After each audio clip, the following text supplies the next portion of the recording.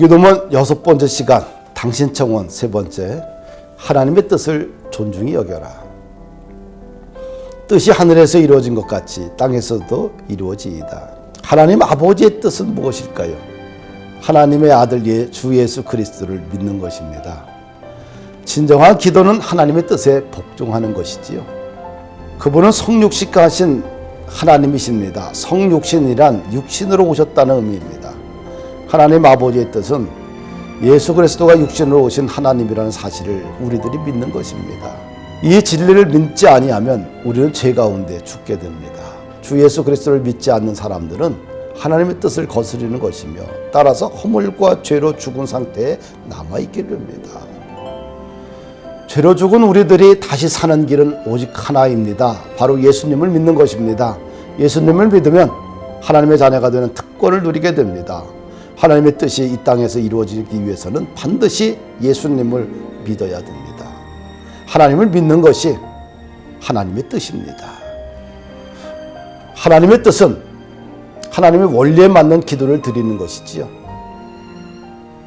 예수님은 겟세마네 동산에서 십자가를 앞에 놓고 처절한 기도를 하나님께 드립니다. 누가복음 22장 42절에 보니까 아버지여 만일 아버지의 뜻이거든 이 잔을 내게서 옮기시옵소서. 그러나 내 원대로 마옵시고 아버지의 원대로 되기를 원하나이다. 예수님의 기도는 자신의 기도를 들어달라는 요구가 아니라 하나님께 모든 권한을 내어드리는 전적으로 하나님의 뜻에 순종하겠다는 기도였습니다. 질문 하나 드려볼까요? 여러분은 하나님의 뜻에 순종하며 기도를 하고 있는지요? 성숙한 믿음의 사람들의 기도는 자기의 정욕적인 욕구를 채우는 기도를 포기하고 하나님 나라에 걸맞는 기도를 합니다. 자신이 하나님께 드리는 기도를 한번 구분해 보십시오. 정욕적으로 하는 기도인가? 정욕적인 기도라는 것은 다른 말로 자신의 욕심을 채우려고 하는 기도인가? 아니면 하나님 나라에 걸맞는 기도를 지금 하고 있는가? 우리의 기도가 응답받기 위해서는 하나님의 뜻대로 구해야 합니다. 요한일서 5장 14절 보니까 그의 뜻대로 무엇을 구하면 들으심이라. 그러면 그분의 뜻을 어떻게 알 수 있을까요? 요한복음 15장 7절에 보니까 너희가 내 안에 거하고 내 말이 너희 안에 거하면 무엇이든지 원하는 대로 구하라. 그리하면 이루리라. 무엇이든지 원하는 대로 구하라. 그리하면 이루리라. 그러나 이 약속에는 전제 조건이 있습니다. 그 전제 조건은 우리가 먼저 하나님 안에 거하고 하나님의 말씀이 우리 안에 거해야 한다는 것이죠. 우리가 하나님의 뜻을 알기를 원한다면 그분 안에 거해야만 합니다. 이 거하다라는 단어는 누구와 함께 집에 있다, 누구와 함께 거주하다는 의미입니다. 우리가 어떤 사람과 함께 거할 때 우리는 그들을 아주 섬세하게 전부를 다 알게 되지요.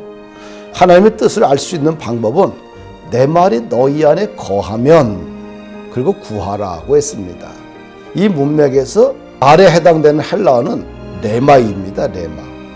헬라어에는 기본적으로 하나님의 말씀을 표현하는 두 개의 단어가 있는데 로고스와 레마이죠. 로고스는 생각의 표현이나 하나님의 아들에 대한 칭호인 인격이신 말씀을 의미합니다. 그러나 레마는 우리가 필요할 때 성령님께서 우리에게 기억나게 하시는 개별적인 성경 말씀입니다. 우리가 하나님을 경배하고 그의 뜻이라면 무엇이든지 기꺼이 하고자 하면서 그를 기다릴 때 하나님은 특별한 방법으로 당신이 원하시는 것을 레마로 알려주시지요. 질문을 하나 드려볼게요. 주님으로부터 레마를 받았다고 말하는 사람들이 다 주님으로부터 말씀을 받은 것이 아니라는 사실입니다. 레마를 받았다고 하면서 이러이러한 일을 하라고 말할 때가 있습니다. 이러한 것은 우리들이 매우 주의해야 할 필요가 있지요.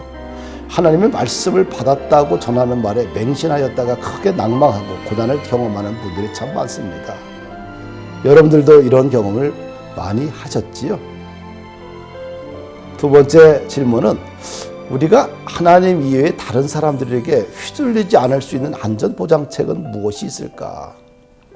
나보다 뭔가 좀 기도도 많이 하고 영적으로 깨어있다고 하는 사람들이 이 영적인 폭력적인 언어를 가지고 막 강요를 할 때 우리가 안 들을 수 없잖아요.